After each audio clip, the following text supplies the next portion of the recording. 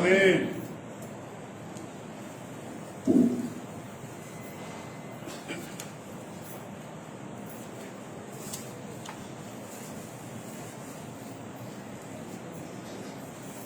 నిర్గమాకాండము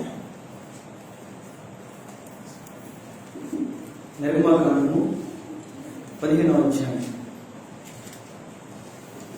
నిర్గమాకాండము 15వ అధ్యాయము. నిర్గమాకాండం 15వ అధ్యాయం 13వ వచనాన్ని అందరం కలిసి చదువుకుందాం. నిర్గమాకాండము 15వ అధ్యాయం. నిర్గమాకాండము 15వ అధ్యాయము 13వ వచనాన్ని అందరము కలిసి చదువుకుందాం. నీవు విమోచించిన ఈ ప్రజలను నీ కృపచేత తోడుకొని పోతివి, నీ బలము చేత వారిని నీ పరిశుద్ధాలయమునకు నడిపించితివి. ఒకసారి నాతో పాటు చెప్పండి. నీవు విమోచించిన ఈ ప్రజలను నీ కృపచేత తోడుకొని పోతివి, నీ బలము చేత వారిని నీ పరిశుద్ధాలయమునకు నడిపించితివి. చిన్న ప్రార్థన చేసుకుందాం. మౌలికగా ప్రేమించిన మా ప్రియ పరలోక తండ్రి, పరిశుద్ధమైన దేవా, మా నీతికి ఆధారభూతుడా, నిన్న నేడు నిరంతరము ఏకరీతిగా ఉన్న గొప్ప తండ్రి, వర్తమాన భూత భవిష్యత్ కాలంలో సర్వాధికారి, రక్షించిన నాటి నుంచి నేటి వరకు మీ కృపగలిగిన హస్తాల కింద కాపాడుతూ భద్రపరుస్తూ అన్ని వేళలా అన్ని సమయంలో చాలిన దేవుడిగా ఉండి ప్రతి క్షణము ప్రభా నేనున్నానని రుజువు చేస్తూ ఇంతవరకు ప్రభా మీరు మమ్మల్ని ఆదరిస్తూ ధైర్యపరుస్తూ పురికొలుపుతూ లేవనెత్తూ మా ముందు నడుస్తున్న విధానం బట్టి మరొకసారి నీ పాస్తం అందిస్తున్నాం. ఈ ఉదయకాల సమయంలో ప్రభా నీ పాస్తంలో చేరి మీ నామాన్ని స్తుతించడానికి కనపరచడానికి ఏ యోగ్యత లేని మాకు యోగ్యత కలుగు చేసి మీ నామాన్ని ప్రభు కనపరచడానికి ఇచ్చిన గొప్ప భాగ్యాన్ని బట్టి మరొకసారి నీ పాస్తం అందిస్తున్నాం.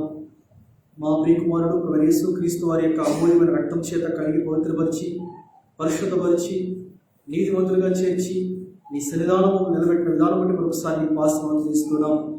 ఈ ఉదయకాల సమయంలో ప్రభా చదవబడిన లేఖనాలు మీరు ధ్యానం చేస్తున్నాం. ప్రభా మీరే నోటికి పోరయ్యండి. మీ లేఖనాల ద్వారా ప్రభా మాతో మీరు మాట్లాడండి. నిలబడి దాసుడు ప్రభా అయోగ్యుడు, మీరే ప్రభా మీ యొక్క వాక్యం ద్వారా మీరు ప్రభా మిమ్మల్ని ఏ విధంగా ఆరాధించాలో, ఏ విధంగా ప్రభు మీ నామాన్ని స్తుతించాలో, ఏ విధంగా కనపరచాలో, మా పితరులైన వారు ప్రభా మీ నామాన్ని ఏ విధంగా కనపరిచారు, ఏ విధంగా ప్రభు మీ నామాన్ని ప్రభా స్తుతించి మీ నామాన్ని మహిమపరిచారు, అటు రీతిలో ప్రభా మేము మిమ్మల్ని హృదయాలు ఆరాధించి మీ నామాన్ని కనపరచడానికి సహాయం దయచేయండి. మీ లేఖనంలో ప్రభాసాల విధంగా నీ పరిశుద్ధ ఆలయంలో మమ్మల్ని చేర్చి మీ నామాన్ని ప్రభా స్తుతించడానికి అర్హులుగా మమ్మల్ని తోడుకొచ్చిన విధానం బట్టి మరొకసారి ప్రభా నీ పాసనలను అందిస్తున్నాం. మా ముందున సంపూర్ణ మాకు దీవెన కనుక చేయండి. మీ లేఖనాలు ప్రభా మేము ధ్యానం చేస్తున్నప్పుడు వెనగలిగే చెవులు గ్రహించుకుని మనస్సును అర్థం చేసుకునే హృదయము మాకు ప్రతి ఒక్కరు ధరించవలసిందిగా ప్లాన్ చేసుకుంటూ మీ దాసుని ప్రభా మీ సిలువ చాటును మరుగుపరుచుకొని మీరే నోటికి పోరయ్యండి. మీ నామానికి మీరే మహిమగంతా ప్రభావం తెచ్చుకోవాల్సిందిగా ప్లాన్ చేసుకుంటూ మా ముందున మాకు దీవెన కనుక చేసి మీ నామానికి మీరే మహిమగంతా ప్రభావం తెచ్చుకోవాల్సిందిగా ప్లాన్ చేసుకుంటూ నన్ను తగ్గించుకుంటూ మీ నామాన్ని ఇచ్చిస్తూ యేసు క్రీస్తు వారి శ్రేష్ఠకరమైన పరిశుద్ధమైన జీవం కలిగిన ఉన్నతమైన పరిశుద్ధమైన నామములో అడిగి వేడుకుంటున్నాం తండ్రి. ఆమేన్. ఈ ఉదయకాల సమయంలో దేవుని యొక్క లేఖనాల నుంచి కొన్ని శ్రేష్ఠకరమైన సంగతులను, కొన్ని ప్రాముఖ్యమైన మాటలను ఈరోజు మనం ధ్యానం చేద్దాం. మరి మోషే ద్వారా దేవుడు మరి ఇశ్రాయేలు ప్రజలకి, దేవుణ్ణి ఎరిగిన జనాంగానికి, దేవునికి సొత్తైన ప్రజలుగా చేయబడిన వారికి ఆయన ఈ మాట జ్ఞాపకం చేస్తున్నాడు. నిర్గమాకాండం 15వ అధ్యాయం 13వ వచనం చూసినట్లయితే ఇక్కడ ఒక మాట మనకి కనబడుతుంది. చదువు ఒకసారి. నిర్గమాకాండము 15వ అధ్యాయము 13వ వచనం. నీవు విమోచించిన ఈ ప్రజలను నీ కృపచేత తోడుకొని పోతివి, నీ బలము చేత వారిని నీ పరిశుద్ధ ఆలయమునకు నడిపించితివి. ఇప్పుడు మనలందరినీ దేవుడు ఏం చేశాడండి? ఎక్కడ నడిపించాడు? ఆయన దేవుని యొక్క పరిశుద్ధ ఆలయానికి నడిపించాడు. ఈ వచనాన్ని మనం కనుక వివరించి ఒక్కసారి చూస్తే ఈ విధంగా మనం చూడొచ్చు. ఏంటంటే ఆయన పరిశుద్ధ ఆలయంలోకి ఎవరు నడిపించాడు అంటే అక్కడ రాయబడిన మాట, ఎవరిని ఆయన నడిపించాడు. ఆయన పరిశుద్ధ ఆలయంలోనికి ఎవరు నడిపించాడంటే అక్కడ రాయబడిన మాట ఏంటంటే విమోచించబడిన వారిని. ఎవరినంటే దేవుడు ఎవరినైతే విమోచించాడో వారిని ఆయన ఏం చేశాడంట, ఆయన పరిశుద్ధ ఆలయంలోనికి నడిపించాడు. అంత మాత్రమే కాదు, ఆయన అంటాడు అక్కడ నీ కృప చేత ఏం చేశాడంటే మనల్ని. ఇప్పుడు మనందరం ఒక్కొక్కరు ఒక్కొక్క చోట నుంచి వచ్చారు కదండి. ఒకరు చలపల గూడి నుంచి వచ్చారు, ఒకరు పడమడేపు నుంచి వచ్చారు, ఒకడు కప్తానపాలెం నుంచి వచ్చారు, ఒకళ్ళు నారాయణ నగర్ నుంచి వచ్చారు, ఒకళ్ళు లక్ష్మీపురం నుంచి వచ్చారు, ఒకళ్ళు రామనగర్ నుంచి వచ్చారు.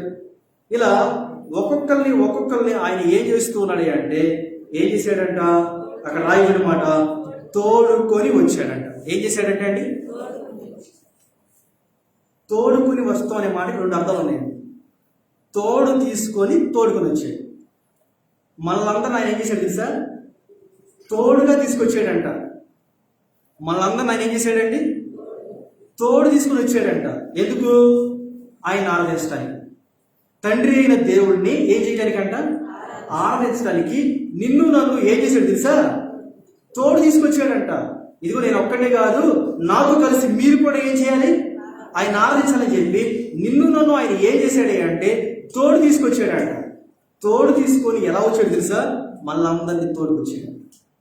ఈ మాటను మనం ఆధారం చేసుకొని దేవుని మనం హృదయాలు ఎవరిని తోడుకొచ్చాడంటే ఎవరైతే ఆయన కృపలో ఉంటారో, ఆ కృప కింద ఉంటారో వారిని మాత్రమే ఆయన తోడుకొచ్చాడు. చదువు మనం ఒకసారి మాట మీకు అర్థమైంది. ఇప్పుడు నీవు విమోచించిన ఈ ప్రజలను నీ కృప చేత నువ్వు ఏం చేసావు, తోడు మనం నడిపించాడు. అందుకే యజ్రా రాసిన ఒక మాట అంటాడు చూడండి, 9వ అధ్యాయం 10వ వచనంలో చూస్తే ఒక చక్కని మాట రాశాడు అక్కడ. యజ్రా గ్రంథం 9వ అధ్యాయం 10వ వచనం, మా దేవా ఎంత కృప నొందిన తర్వాత మేమేం చెప్పగలం, నిజమైన ప్రవక్తలైన నీ దాసుల వలన నీవిచ్చిన ఆజ్ఞలను మేము అనుసరించకపోతుంది కదా. ఆయన అక్కడ అంటాడు, అక్కడ ఇంత కృప మా పట్ల చూపించావు కదా.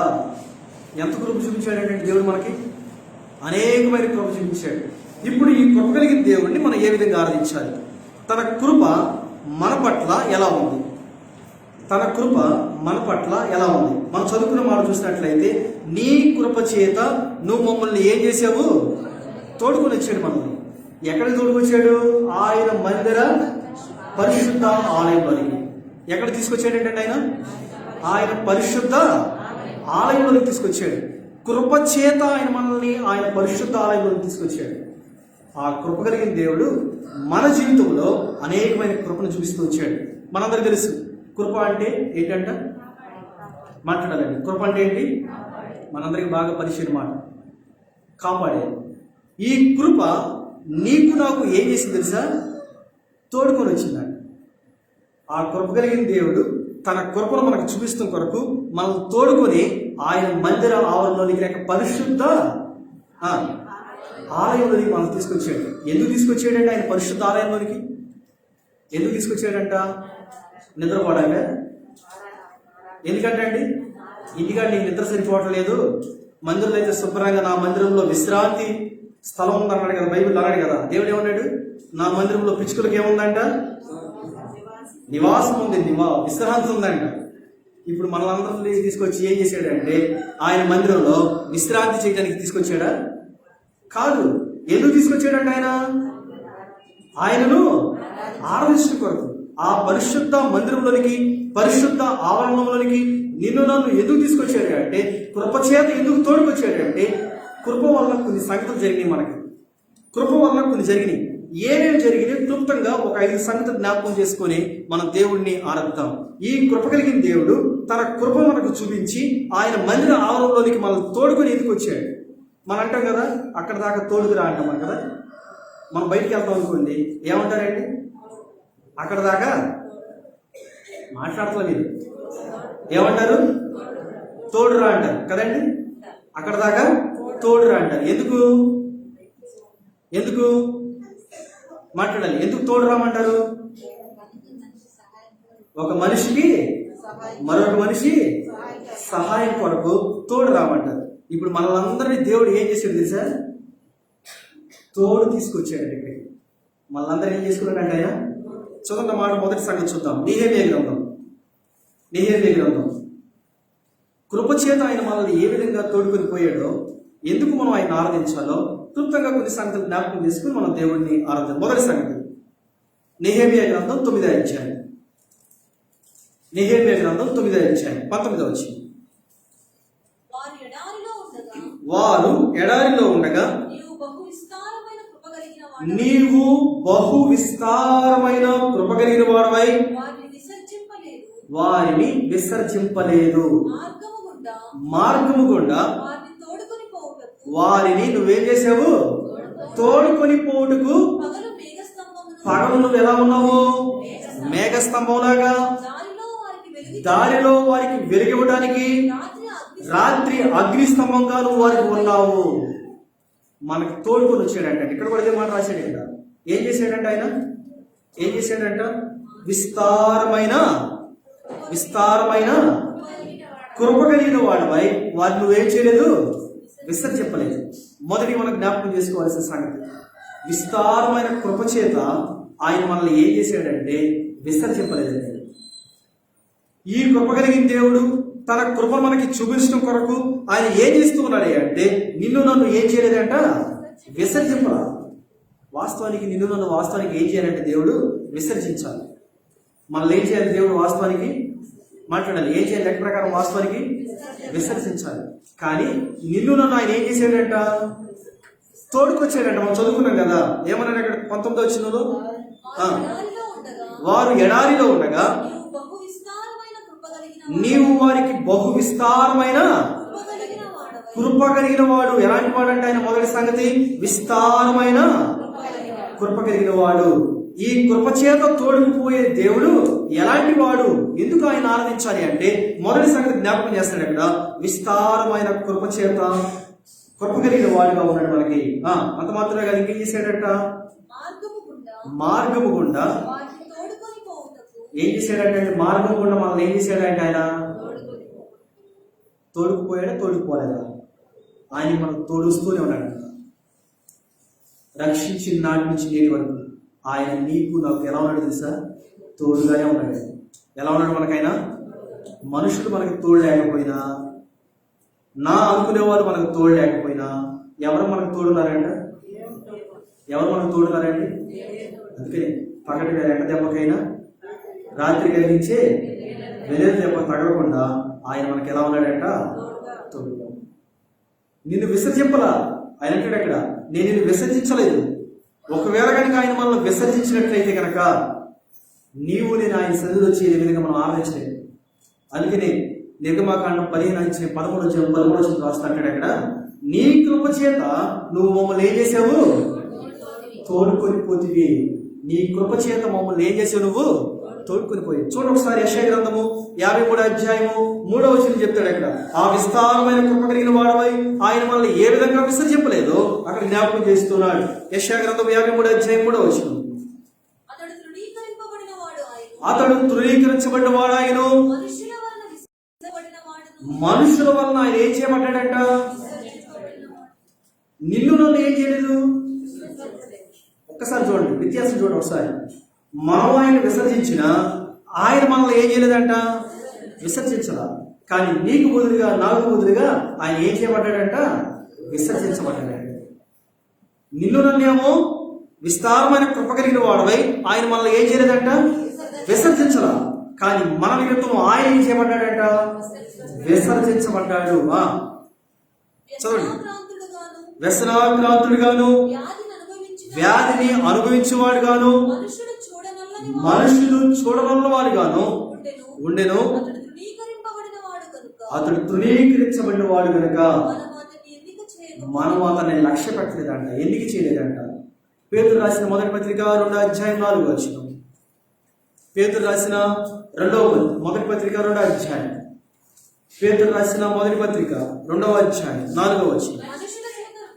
మనుషుల చేత విసర్జించబడినను దేవుని దృష్టికి ఏర్పరచబడింది. చాలు. ఏంటంట? మనుషుల దృష్టికి ఏం చేయబడ్డామంట? మనం విసర్జించబడిన దేవుని చేత ఏం చేయబడ్డామంట? ఏర్పరచబడ్డాము. ఎందుకు ఆయన మనం హృదయాన్ని ఆరాధించాలంటే దేవుని యొక్క వాక్యం సలస్తుంది, నీవు విమోచించిన ఈ ప్రజలను నీ కృప చేత తోడుకొని పోతివి, నీ బలము చేత వారిని నీ పరిశుద్ధ ఆలయంలోనికి ఏం చేశాడంట? ఇప్పుడు ఎక్కడికి నడిపించాడు మనల్ని? దేవుని యొక్క పరిశుద్ధ ఆలయంలోనికి దేవుడు మనల్ని నడిపించాడు. ఇప్పుడు నడిపించబడిన మనం ఏం చేయాలి? అందుకని మన సంఘ వాగ్దానం, మొదటి వాగ్దానం ఏంటి? ఎక్కడ నడిపిస్తున్నాడంటే ఆయన మనల్ని? చదువు మాట ఒకసారి. నేను మీ మధ్య నడిచేదను, నీకు దేవుడిని అయ్యేదను, మీరు నాకు ఏమవుతారంట? ఇప్పుడు మనకు ప్రజలయ్యాడు. ఆయన మనకి దేవుడై ఉన్నాడు, మనం ఆయనకి ఏమయ్యామంట? ఇప్పుడు మనల్ని ఆయన ఎక్కడ నడిపించాడు? ఎక్కడ దాకా నడిపించాడంటే ఆయన పరిశుద్ధ ఆలయంలోకి నడిపించాడు. ఎందుకు నడిపించాడంట? మొదటి సంగతి మనం చూసాం. ఎందుకు నడిపించాడంట అండి? విస్తారమైన కృప కలిగిన వాడు. నువ్వు నన్ను ఏం చేయలేదు? విసర్జింపలా. అందును బట్టి నేను నిన్ను హృదయాలు ఏం చేస్తున్నాను ప్రభువా? ఆరాధిస్తున్నాను. నా యొక్క ఆత్మీయ జీవితంలో నీ కృపచేత నన్ను తోడుకుని పోయావు. ఎందుకయ్యా అంటే విస్తారమైన కృపచేత నన్ను ఏం చేసావు? నువ్వు విసర్జించు. విస్తారమైన కృపచేత కృప కలిగిన వాడుపై ఆయన మనల్ని ఏం చేయలేదంట? విసర్జింపాలి. ఇక రెండో సంగతి జ్ఞాపకం చేసుకుందాం. రెండోదిగా సామెతల గ్రంథం 16వ అధ్యాయం 6వ వచనం. సామెతల గ్రంథం 16వ అధ్యాయము 6వ వచనం. సామెతల గ్రంథము 16వ అధ్యాయము 6వ వచనం చూసినట్లయితే, నీ కృపచేత ఆయన మనల్ని ఎక్కడ తోడుకుపోయాడు? ఆ కృప కలిగిన దేవుడు మనల్ని ఎక్కడ దాకా తోడుకుపోయాడంటే ఆయన ఎక్కడ? ఆయన మందిర ఆవరణలోనికి, పరిశుద్ధ స్థలంలోనికి మనల్ని తోడుకుపోయాడంట. ఇప్పుడు రెండోది జ్ఞాపకం చేస్తాడు. ఆయన కృప చేత మనల్ని ఏం చేశాడయ్యా అంటే అక్కడ చెప్తాడు. చదువు ఒకసారి. అంటే అక్కడ కృపా సత్యం వలన దోషమునకు ప్రాయశ్చిత్తము కలుగును. కృప వలన నీకు నాకు మన దోషానికి ఏం కలిగిందంట? ప్రాయశ్చిత్తం కలిగింది. ఇప్పుడు కృప కలిగిన దేవుడు మనల్ని ఎందుకు తోడుకుపోయాడు తెలుసా? ప్రాయశ్చిత్తం చేయడానికి. ఏం చేయడానికంట? వాస్తవానికి ప్రాయశ్చిత్తం చేయాలంటే ఏం చేయాలండి? ఎడ్లు, పొటేళ్ళు, దహన బలులు, ధూపదీప నైవేద్యాలు, వీటన్నింటినీ ఏం చేయాలి? అర్పించాలి. అర్పించినప్పుడు పాపానికి ఏం కలిగిందంట? ప్రాయశ్చిత్తం కలిగింది. ఇప్పుడు దేవుడు ఏం చేశాడు తెలుసా? ఆ ప్రాయశ్చిత్తం ఆయన తీసుకున్నాడు, కృప చూపించాడు మనకంతే. మన కృప చూపించి మనకు బదులుగా ఆయన ప్రాయశ్చిత్తం పొందాడు. అందుకనే లేవియా కాండం చూసినట్లయితే 4వ అధ్యాయము 20 వచ్చిన చదువు ఒకసారి. లేవియా కాండము 4:20. లేవియా కాండం 4వ అధ్యాయం 20 వచ్చిన. రెండోదిగా మాట్లాడక కృప వలన దోషానికి ప్రాయశ్చిత్తం కలిగినందుకు మనం దేవుడిని హృదయారాధించాలంట. అతడు పాప పరిహారంత బరియగు కోడెను చేసినట్లు అట్లే యాజకుడు వాడి నిమిత్తము ప్రాయశ్చిత్తము చేయగా వారికి ఏం కలిగిందంట? క్షమాపణ కలిగింది. ఇప్పుడు కొత్త నిబంధనకి వెళ్దాం ఒకసారి. రోమా 4:7.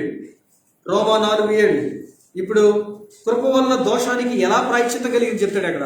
రోమేలు రాసిన పత్రిక 4వ అధ్యాయము 7వ వచనం. రోమా 4:7. ఎలాగనగా మన అతిక్రమములకు పరిహారము నొందినవాడు. ఇప్పుడు మన పాపానికి ఏం కలిగిందంట? ప్రాయశ్చిత్తము నొందినవాడు. ఇప్పుడు మనందరం ఏం చేయబడ్డాం తెలుసా? ధన్యులుగా చేయబడ్డాం. ఇప్పుడు మన పాపానికి, మన దోషానికి ఏం కలిగిందంట? ప్రాయశ్చిత్తం కలిగింది. ఇప్పుడు ప్రాయశ్చిత్తం దొరికిన వాళ్ళందరూ ఏం చేయబడ్డంట? ధన్యులుగా చేయబడ్డాం. వాస్తవానికి ధన్యుడు ఆయన, ధన్యుడిగా చేయబడిన వ్యక్తి ఆయన. ఇప్పుడు ఆయనకు బదులుగా మనల్ని ఏం చేశాడు తెలుసా? ధన్యుడిగా చేశాడంట. ఇప్పుడు ధన్యుడు ఎలా అయ్యా మనం? ఎలా అయ్యామండి? మనకు బదులుగా ఆయన ప్రాయశ్చిత్తం చేయటం వలన నీవు నేను ఏం చేయబడ్డామంట? ధన్యులుగా చేయబడ్డామంట. ఇప్పుడు కృపచేత మనల్ని ఎక్కడ తోడుకుపోయాడంటే ధన్యులుగా చేయటానికి తోడుకుపోయాడు. కృపచేత నిన్ను నన్ను ఏం చేశాడంట? ధన్యులుగా చేయటం కొరకు మనల్ని ఏం చేశాడంట? ఆయన తోడుకుని పోయాడంట. అందుకని నిర్గమాకాండం ద్వారా మోషే జ్ఞాపకం చేస్తున్నాడు. అక్కడ చదువు ఒకసారి అంటాడు. అక్కడ నిర్గమాకాండము 15:13 చెప్తాడు. అక్కడ నీవు విమోచించిన ఈ ప్రజలు ధన్యులుగా చేశాడు ఆయన. నీవు విమోచించిన ఈ ప్రజల్ని దేవుడు ఏం చేశాడు? ఇప్పుడు ధన్యులుగా చేశాడు. ఎలా ధన్యులుగా చేశాడు మనల్ని? ఆయన కృప వలన మన దోషానికి ఏం కలిగిందంట? ప్రాయశ్చిత్తం కలిగింది. వాస్తవానికి పాపానికి పరిహారం కలగాలన్నా, పాపానికి ప్రాయశ్చిత్తం కలగాలన్నా లోకంలో ఏ మనిషికి అధికారం కానీ అర్హత కానీ లేదండి. కాబట్టి ప్రభువైన యేసుక్రీస్తు వారు ఏం చేశాడే అంటే తన ఏకైక కుమారుడు ప్రభువైన యేసుక్రీస్తు వారిని ఆయన భూలోకానికి పంపించడం వలన పాపానికి ఏం దొరికిందంట? ప్రాయశ్చిత్తం దొరికింది. ఒక యజ్ఞ పశువుగా, ఒక బలి పశువుగా నీకు బదులుగా నాకు బదులుగా ఆయన ప్రాయశ్చిత్తం చేయబడ్డాడు. తద్రక్తం పరమాత్మైన పుణ్యదాన బలియాగం అని చెప్పి మనకు బదులుగా ఒక పశువుగా ఆయన ఏం చేయబడ్డాడు అంటే యజ్ఞంగా చేయబడ్డాడు. ఒక యజ్ఞం చేయాలంటే లోకంలో ఏం చేస్తారంటే హోమగుండం చేస్తారు. హోమగుండం వేస్తారు. ఏం చేస్తారు? హోమగుండం వేస్తారు. హోమగుండం వేసి దాంట్లో ఏం చేస్తారంటే శ్రేష్టకరమైనవి అక్కడ సమర్పిస్తారు. గంధము, తర్వాత ఆవు నెయ్యి, పసుపు, కుంకుమ, ఇలా శ్రేష్టకరమైనవన్నీ ఏం చేస్తారు? అక్కడ ఆ హోమగుండంలో వేసినప్పుడు ఆ ధూపం పైకి వచ్చినప్పుడు వాళ్ళు ఏం చేస్తారంటే మా పాపాలన్నిటికీ ఏం కలిగింది? ప్రాయశ్చిత్తం కలిగింది అని చెప్పి వాళ్ళు సంతోషిస్తారు. ఇప్పుడు నువ్వు నేను హోమగుండం వేయరా, శ్రేష్టకరమైన ఆవు నెయ్యి తీసుకురాలా, శ్రేష్టకరమైన గంధం చెక్కలు తీసుకురాలా, కావలసిన పదార్థాలన్నీ ఏమి తీసుకురాలేదు. కానీ వాటన్నిటికీ బదులు ఆయనే ఏం చేయబడ్డాడే అంటే ధూప దీప నైవేద్యాలుగా ఆయనే తను సమర్పించుకున్నాడు. అందుకే దేవుని యొక్క వాక్యం వస్తుంది. ఆయన అంటాడు అక్కడ 4:7 అంటాడు. అక్కడ రోమా 4:7 అంటాడు. అక్కడ కృప వలన దోషానికి ఏం కలిగిందంట? ప్రాయశ్చిత్తం కలిగింది. చదువున్న మాట అక్కడ రోమా 4:7 ఎలాగనగా మన అతిక్రమములకు పరిహారము నొందినవాడు. ఇప్పుడు తన పాపాలకి మన పాపాలకి ఏం కలిగిందంట? ఏం కలిగిందంట అండి? ప్రాయశ్చిత్తం కలిగింది మనకి. ఎవరైతే ప్రాయశ్చిత్తం దొరికింది అనుకుంటారు చూడండి, వాళ్ళందరూ ఎవరో తెలుసా? ధన్యులండి. ఇప్పుడు ధన్యులుగా చేయబడిన వాళ్ళందరూ ఏం చేయాలి తెలుసా? ఆయన ఆరాధించాలి. నువ్వు ఇంకా దేవుణ్ణి ఆరాధించట్లేదు, ఇంకా మౌనంగా ఉంటావంటే అర్థం ఏంటంటే నువ్వు ధన్యులుగా చేయబడలా, ఇంకా నీ పాపానికి ప్రాయశ్చిత్తం కలగల. అందుకనే నువ్వేం చేయట్లేదంటే ఇంకా నువ్వు దేవుణ్ణి ఏం చేయట్లేదంటే ఆరాధించట్లా. ఇన్ని సంవత్సరాలు నువ్వు దేవుడి సన్నిధికి వస్తున్నా ఆయన తన మందిర ఆవరణలోనికి పరిశుద్ధ సన్నిధిలోనికి నేను తోడుకొని వచ్చినా కూడా నువ్వేం చేయట్లేదు అంటే ఆయన ఆరాధించట్లా. ఏదో ఒక కారణం చేత, ఏదో ఒక వంక చేత నువ్వు దేవుణ్ణి ఏం చేయట్లేదు తెలుసా? ఆరాధించట్లా. జ్ఞాపకం చేసుకోండి, నువ్వు ఆరాధించకపోతే, నువ్వు దేవుడిని కనపరచకపోతే దేవుడు నిన్ను కనపరచడు. దేవుడు నువ్వు ఆరాధించకపోతే దేవుడిని నేను చేయడు, గణపరచుడు. పరలోక రాజ్యంలో అంట తన దూతలు ఎదుట, ప్రధానులు ఎదుట దేవుడు ఏం చేస్తాడు తెలుసా? మనల్ని గణపరుస్తాడంట. మనల్ని ధన్యులుగా చేసే కారణం ఏంటంటే గణపరుస్తూ కొరకు. మనల్ని గణపరచట్లేదంటే అర్థం ఏంటంటే నువ్వు ఆరాధించట్లా. దేవునికి ప్రాముఖ్యమైనది, శ్రేష్టకరమైనది ఏంటి అంటే ఆరాధనే. దేవునికి వాక్యం వస్తుంది. మొదటికి మనం చూస్తున్నాము, విస్తారమైన కృప కలిగిన వాడువై ఆయన మనల్ని ఏం చేయలేదంట? విసర్జించలేదు. అంత మాత్రమే కాదు, రెండోది మనం చూస్తున్నాము, కృప వలన దోషానికి ఏం కలిగిందంట? ప్రాయశ్చిత్తం కలిగింది. అంత మాత్రమే కాదు, మూడో సంగతి చూద్దాం. ఆదికాండము 24:27 నీ కృపచేత ఆయన కృపచేత ఆయన మనల్ని ఎందుకు తోడుకొచ్చాడంటే అక్కడ చెప్తాడు. అక్కడ ఆదికాండము 24:27 ఆ మనుషుడు తన తల వంచి యెహోవాకు మ్రొక్కి, అబ్రహాము నా యజమానుడి దేవుడైన యెహోవా స్తుతించబడును గాక, ఆయన నా యజమానుడికి తన కృపను తన సత్యమును చూపుట ఏం చేయలేదంట అండి? కృప చూపించడం ఏం చేయలేదంట? ఆయన మానలేదంట. నీకు నాకు తన కృప చూపించడం దేవుడు ఏం చేయలేదంట? నువ్వు మానేవేమో కానీ ఎన్ని వారాలు మానేవో నీకు తెలుసు, ఎన్ని వారాలు దేవుని సన్నిధికి దూరం అయ్యావో నీకు తెలుసు. కానీ దేవుడు అంటే తన కృపను చూపించడం ఏం చేయలేదంట? మానలా. మనం ఎన్నిసార్లు మానతాము? దేవుడు నాకు ఫలాన్ని చేస్తే దేవుడికి ఇస్తాను, లేకపోతే దేవుడు ఫలాన్ని చేస్తే దేవుడికి నేను స్తుతులు చేస్తానని చెప్పి ఎన్నిసార్లు దేవుడి దగ్గర మాట ఇచ్చి ఆ మాట తగ్గిపోయిన స్థితిలో ఉన్నాం మనం.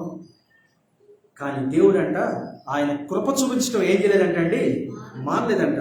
అందుకే చూడండి ఒక మాట, యెహెజ్కేలు గ్రంథం 20వ అధ్యాయం 8వ వచనం. యెహెజ్కేలు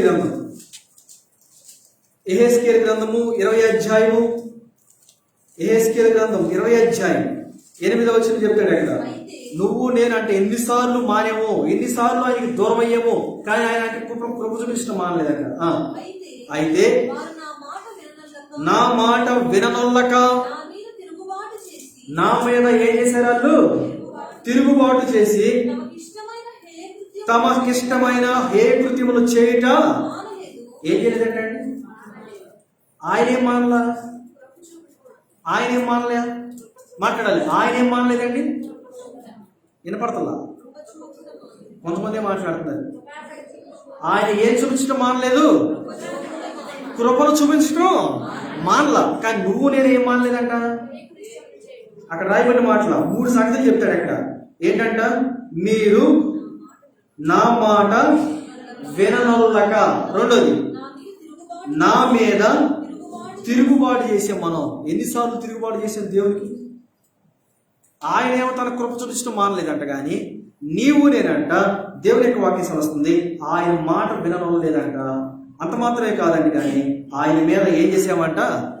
తిరుగుబాటు చేసి.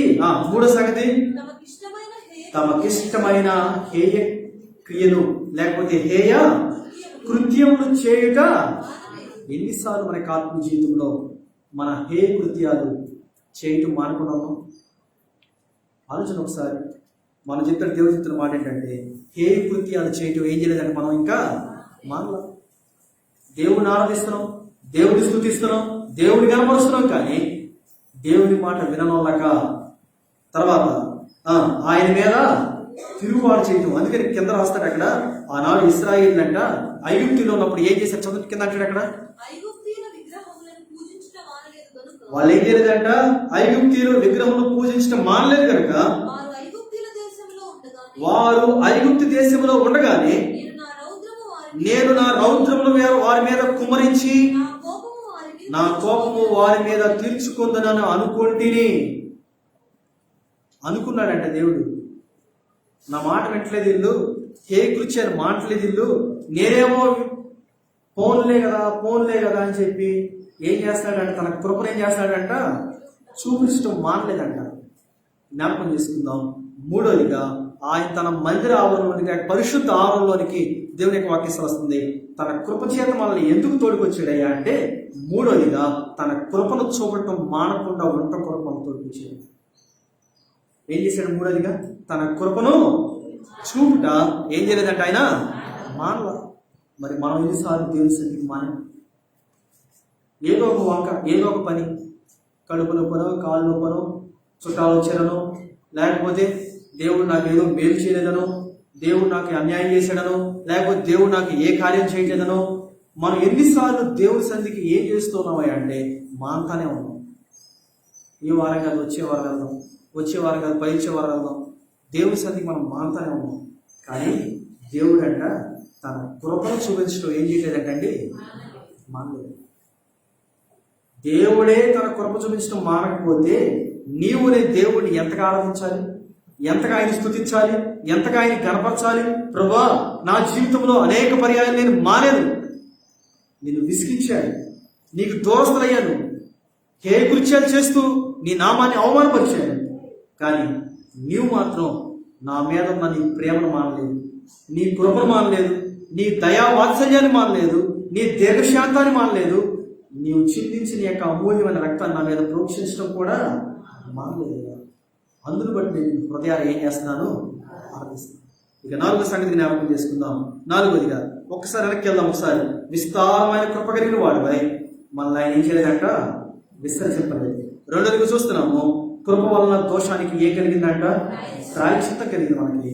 మూడో దేవునికి వాక్యం సెలవుస్తుంది, కృప చూపటం ఆయన ఏం చేయలేదంట, మానలేదంట. ఇక నాలుగో సంగతి కీర్తనలు 94 అధ్యాయం. కీర్తనలు 94 అధ్యాయం. కీర్తన గ్రంథం 94 అధ్యాయం 18 వచ్చి. కీర్తన గ్రంథం 94 అధ్యాయం 18 వచ్చి. నా కాలు జారినని నేను అనుకొనగా యెహోవా నీ కృప నన్ను ఏం చేస్తుంది. ఈరోజు నేను చెప్పే భాగం అంతా ఆయన కృప గురించేనండి. ఈరోజు నేను చెప్పే భాగం అంతా ఆయన కృప గురించి. ఆ కృప కలిగిన దేవుడు నిన్ను నన్ను ఏం చేశాడంటే, కృప చేత ఏం చేశాడంట, తోడుకొచ్చాడంట. ఎక్కడ తోడుకొచ్చాడంట, తన పరిశుద్ధ ఆలయంలోనికి ఏం చేశాడంట, తోడుకొచ్చాడంట. ఎవరు తోడుకొచ్చాడు, ఎవరు తోడుకొచ్చాడు? ఆ వచనంలో మొదటి భాగం అంటాడు అక్కడ, ఎవరు తోడుకొచ్చాడంట ఆయన. చదువున్న మాట నిర్గమా 15:13. అదండి, ఎవరిని తోడుకొచ్చాడంట, ఆయన పరిశుద్ధ మందిరంలోనికి, పరిశుద్ధ ఆవరణలోనికి ఆయన్ను విమోచించబడిన వారిని. ఈ మాట గుర్తుంచుకోండి. ఇప్పుడు నీవు నేను ఏం చేయబడ్డాం తెలుసా, విమోచించబడ్డాం. ఆయన రక్తం చేత కడగబడ్డాం, ఆయన రక్తం చేత పవిత్రపరచబడ్డాం, నిర్దోషులుగా చేయబడ్డాం. ఇప్పుడు చేయబడిన మనము ఆయన పరిశుద్ధ మందిర ఆవరణంలోనికి చేర్చాడు. మనల్ని చేర్చబడిన మనకి కృప చూపిస్తూ వచ్చాడండి. ఇంతవరకు మనం సజీవులుగా ఉన్నామంటే అది దేవుని యొక్క ఉచితమైన కృప. ఆ కృప కలిగిన దేవుడు చెప్తున్న మాట ఏంటంటే, నాలుగోదిగా 94 అధ్యాయం 18 వచ్చిన కీర్తనలు అంటాడు అక్కడ. ఏమన్నాడు అక్కడ, నీ కృప నన్ను ఏం చేస్తుంది, బలపరుస్తుంది. ఇప్పుడు దాకా రక్షించిన నాటి నుంచి నేటి వరకు దేవుని యొక్క కృప ఎంతవరకు మనల్ని ఏం చేస్తుందండి, ఏం చేస్తుందంట, బలపరుస్తుందంట. నిజంగా మన జీవితంలో దేవుని కృప నాకు బలపరుస్తుందంటే నువ్వు ఖచ్చితంగా నోరు తెలిసి దేవుడిని ఏం చేయాలి తెలుసా, ఆరాధించాలి. నువ్వు ఆరాధించట్లేదంటే అర్థం ఏంటి తెలుసా, ఆయన కృప నిన్ను బలపరచలేదనే. చాలా మంది ఏం చేస్తారంటే ఆరాధన చేయకుండా పాట పాడతారు. ఆరాధన చేయకుండా ఏం చేస్తారు, పాట పాడతారు. కానీ మనం చేయాల్సింది ఏంటి తెలుసా, నోరు తెలిసి ఏం చేయాలి, సమాజంలో ఆయన మందిరాల్లో తోడుకొచ్చాడు. మనల్ని తోడుకొచ్చిన తర్వాత ఏం చేయాలి తెలుసా, మనం మనందరినీ ఒక్కొక్కరు ఒక్కొక్క చోట తోడుకొచ్చి ఏం చేశాడు, ఒక చోట చేర్చాడు. ఇప్పుడు చేర్చబడి మనం ఏం చేయాలి తెలుసా, నా జీవితంలో దేవుడు చేసి మీరు జ్ఞాపకం చేసుకుని దేవుడిని ఆరాధిస్తున్నాను. అందరూ కలిసి ఏం చేస్తున్నారు, ఆమేన్ అంటున్నారు. అవును ప్రభువా, తన జీవితంలో నువ్వు మేలు చేసావు, తన జీవితంలో కృప చూపించావు, అందును బట్టి అతనితో కలిసి నేను కూడా ఏకీభవిస్తున్నాను అని చెప్పి అందరం కలిసి ఏం చేయాలి తెలుసా, దేవుణ్ణి ఆరాధించాలి. అందుకే దేవుని యొక్క వాక్యం వస్తాడు అక్కడ, నా కాలు జారినని నేను అనుకొనగా యెహోవా నీ కృప నన్ను ఏం చేస్తుందంట. ఇర్మియా గ్రంథం 15 అధ్యాయం 11 వచనం. ఇర్మియా గ్రంథం 15 అధ్యాయం 11 వచనం అంటాడు అక్కడ, ఎలా ఆయన కృప మనం బలపరిచి చెప్తాను చూడండి. ఇర్మియా గ్రంథము 15 అధ్యాయం 11 వచనం. అందుకు యెహోవా నిశ్చయముగా నీకు మేలు చేయవలనని. ఎందుకు బలపరుస్తాడు తెలుసు దేవుడు మనల్ని, మనకి మేలు చేయాలని చెప్పంట దేవుడు మనల్ని ఏం చేస్తాడంటే అండి, బలపరుస్తూనే ఉన్నాడు. మరొకసారి ఇర్మియా 15 అధ్యాయం 11 వచనం. అందుకు యెహోవా నిశ్చయముగా నీకు మేలు చేయవలనని నేను నిన్ను బలపరుచున్నాను. కీడు కాలమున ఆపత్కాలమున నీ శత్రువులు నిశ్చయముగా నీకు మొరలేటట్లు చేయునని చలవిచ్చెను. ఎందుకు ఆయన మళ్ళీ బలపరుస్తున్నాడు తెలుసా, ఎందుకంటే అండి, నిన్ను నన్ను నీకు నాకు మేలు చేయడం కొరకు, నిన్ను నన్ను బలపరచడం కొరకు. అందుకే దేవుని యొక్క వాక్యం సెలవుస్తుంది. పాత నిబంధనలు మనం చూసినట్లయితే దేవుడు అంట అనేక మంది మన పితరులైన వాళ్ళని దేవుడు బలపరుస్తూనే వచ్చేది. ఆయన కృప చూపించడం ఏం చేయలేదు, మనలా సేరా నవ్వింది, దేవుడు నాకేం చేస్తాడులే ఇప్పుడు ఈ వయసులో అనుకుంది. కానీ ఆయన కృప చూపించడం మానేడండి, మానేడా, మానలా, బలపరిచాడు. అందుకనే ఉడికిపోయిన శరీరాన్ని కూడా ఏం చేశాడు తెలుసా, సత్తు లేని దాన్ని ఏం చేశాడు,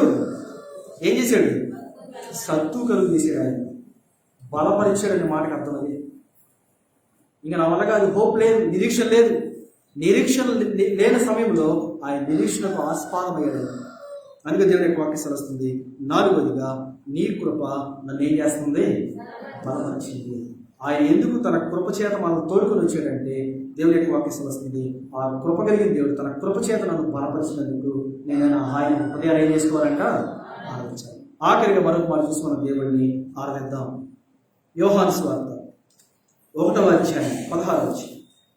యోహాను సువార్త 1వ అధ్యాయము 16వ వచనం. దేవుడు తన కృప చేత మనల్ని ఎందుకు తోడుకొని వచ్చాడు అని తెలుసా? అక్కడ రాయబడిన మాట, ఆయన పరిపూర్ణతలో నుండి మనమందరము కృప వెంబడి కృప పొందటం కొరకు నిన్ను నన్ను ఆయన ఏం చేశాడు అంటే తోడుకొని వచ్చాడు. ఏంటంట? ఎందుకు ఆయన మనం తోడుకొచ్చాడండి? కృప వెంబడి కృపను పొందడానికి. నేను చూపించిన కృప అంతకన్నా ఎక్కువ కృప ఈరోజు చూపించాడు. ఈరోజు చూపించిన కన్నా కృప ఇంకా రేపు ఎక్కువ చూపిస్తాడు ఆయన. ఆయన కృప అంతం లేదు. ఆయన కృపకి ఏదేదంట? అంతం లేదు. మన 2 చేతులు చాపి దేవుడి కృప ఎంత ఉందంటే అంతకన్నా ఎక్కువే ఉంటుంది. దేవుని కృప విస్తారమైంది. దేవుని కృప బలము కలిగింది. దేవుని కృప ఉన్నతమైంది. దేవుని యొక్క కృప లోకములో ఉన్నదానికన్నా శ్రేష్టకరమైంది. ఇప్పుడు ఆ కృప అంట నీకు నాకు ఎందుకు తోడుకొని వచ్చాడే అంటే కృప వెంబడి కృపను మనకి ఏం చేయడానికంట? పొందడం. చదువు మనం ఒకసారి యోహాను సువార్త 1వ అధ్యాయం 16వ వచనం. ఆయన పరిపూర్ణతలో నుండి మనమందరము కృప వెంబడి కృపను పొందుతుంది. కృప వెంబడి కృప. ఇప్పుడు ఒకసారి యెజ్రా గ్రంథం 9వ అధ్యాయం 10వ వచనం. యెజ్రా 9:10. ఆయన అంటాడు అక్కడ, మా దేవా ఎంత కృప నొందిన తర్వాత ఏం చెప్తామండి మనం? యెజ్రా గ్రంథం తీసుకున్నారా? 9వ అధ్యాయము 10వ వచనం చెప్తాడు అక్కడ. ఇప్పుడు మనం ఎంత కృప పొందుకున్నాం కదా, ఎంత కృప పొందుకుందాం చెప్పండి ఒకసారి. ఎంత కృప పొందుకుందాం మనం? విస్తారమైన కృప గలవాడవై మనల్ని ఏం చేయలేదైనా విసర్జించలేదు. కృప వలన దోషానికి ప్రాయశ్చిత్తం దొరికింది. కృప చూపట మానలేదు. తర్వాత నీ కృప నన్ను ఏం చేసింది? బలపరిచింది. కృప వెంబడి కృప పొందుకుంది. ఇప్పుడు ఎంత కృప చూపించిన తర్వాత ఇప్పుడు చదవండి ఒకసారి. యెజ్రా గ్రంథం 9వ అధ్యాయం 10వ వచనం అంటాడు అక్కడ, మా దేవా ఎంత కృప నొందిన తర్వాత ఏం చెప్తామండి? రక్షణ పాత్ర చేత పట్టుకుని తప్ప ఇంకేం చెప్పగలం ఆయనకు? ఇంత కృప పొందుకున్న తర్వాత మన చేతుల్లో ఏ పెట్టుకోవాలి? ఇప్పుడు మనం ఏ పెట్టుకోవాలంట? రక్షణ మాట్లాడుతున్నా. ఏం పెట్టుకోవాలంటే మన చేతుల్లో? ఎంత కృప పొందుకున్న తర్వాత ఇంకా మనం మౌనంగుంటే, ఎంత కృప పొందుకున్న తర్వాత మన చేతుల్లో దేవునికి ఏం సమర్పించకపోతే, ఎంత కృప పొందుకున్న తర్వాత దేవునికి స్తుతియాగం చెల్లించకపోతే మనకన్నా దౌర్భాగ్యం భూలోకి ఇంకెవరు ఉంటుంది? అదే మాట రాశాడు అక్కడ 9వ అధ్యాయం 10వ వచనం. ఒకసారి, మా దేవా ఎంత కృప పొందుకున్న తర్వాత మేమేం చెప్పగలమయ్యా? నిజమైన ప్రవక్తలైన నీ దాసుల ద్వారా నీవిచ్చిన ఆజ్ఞలను మేము అనుసరించలేదు. అంతే. ఇప్పుడు చెప్పుకున్న మాటలన్నీ మేము అనుసరించట్లేదయ్యా. మా యొక్క ఆత్మీయ జీవితంలో ఎంత కృప పొందుకున్న తర్వాత మేమేమి అందుకనే చెప్పగలమంటే స్త్రీ అంటది, ఎంత రక్షణ ఇచ్చిన తర్వాత నేనేమి చెల్లించుకొని ఉండగలనా? రక్షణ పాత్ర చేత పూర్తి మనం ఏం చేయాలంట? వెలిగి నలిగిన హృదయంతో దేవుని ఏం చేసుకోవాలంట?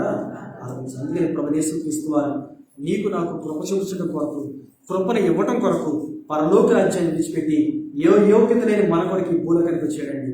కారణం ఏంటి తెలుసా? నీకు నాకంట విస్తారమైన కృప ఇవ్వడానికి, నీకు నాకు పటజాలం అంత విస్తారమైన కృప ఇవ్వడం కొరకు. ఎంత కృప మనకిచ్చిన తర్వాత, ఎంత కృప మనం పొందుకున్న తర్వాత, ఎంత కృప మనం అనుభవించిన తర్వాత ఇంకా మనం దేవుణ్ణి ఆరాధించకపోతే, ఇప్పుడంటే ఒకసారి నిర్గమాకాండం 15వ అధ్యాయము 13వ వచనం చెప్తాడు అక్కడ.